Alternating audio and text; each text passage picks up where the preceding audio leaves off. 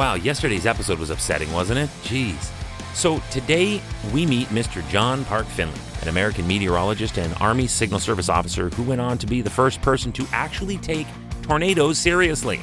Hi, I'm Chris May, writer, producer, and host of This Day in Weather History from the Weather Network in Canada. He was curious, and he was the first person to truly study tornadoes. Then in 1884, he published his research in the journal Science. But as they say, every dog has its day. And March 10th of 1884 was his. This day in weather history.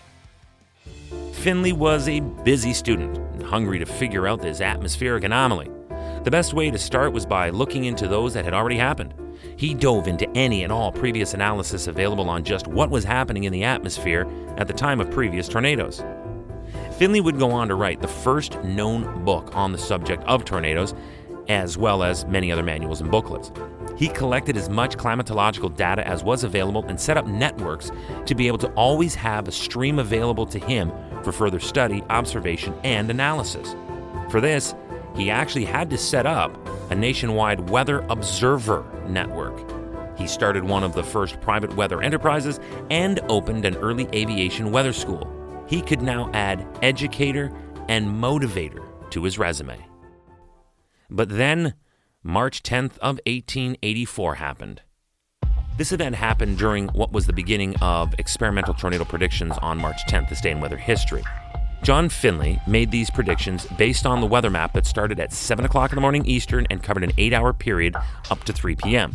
Then his second recorded prediction was made after a study of the afternoon weather maps that started at that 3 p.m. and picked up the next 8 hours until 11 p.m. This is already sounding like a day at the Weather Network in Canada when taking in and analyzing satellite model data from which to extrapolate and disseminate enough raw information from to formulate a forecast, or, in the case of this story, a prediction. But they're pretty much the same thing. During March and part of April, predictions, forecasts, were made twice daily. But for the remainder of April and for May and June, Finley made only one a day, and that covered a 16-hour period until 11 p.m. And from this, he was able to derive conclusions. Remember that This Day in Weather History can be enjoyed a number of ways. Right now, you're listening to the full version of today's story on your favorite podcast provider. But there's also the daily podcast video short. They're shot right here in my podcast recording studio, so you get that perspective, and oftentimes they will include visuals from that day's event from when it happened in weather history. So after listening to the full story here, go check out the podcast video short there on television or online at theweathernetwork.com/weather history. From his observations of weather maps and derived conclusions, Finley could conclude some very interesting and important findings regarding tornadoes. Now, I don't do this often unless it warrants it, but the following are direct quotes taken from his findings. These are quotes. 1. There was a definite relation between the position of tornado regions and the region of high contrast in temperature, the former lying to the south and east. 2. There was a similar definite relation of position of tornado regions and the region of high contrast in dew point, the former being, as before, to the south and the east. 3. The position of tornado regions is to the south and east of the region of high contrast of cool northerly and warm southerly winds, a rule that seems to follow from the preceding and is of use when observations of temperature and dew point are not accessible. 4. The relation of tornado regions to the movement of upper and lower clouds has been studied, and good results are still being hoped for. And 5.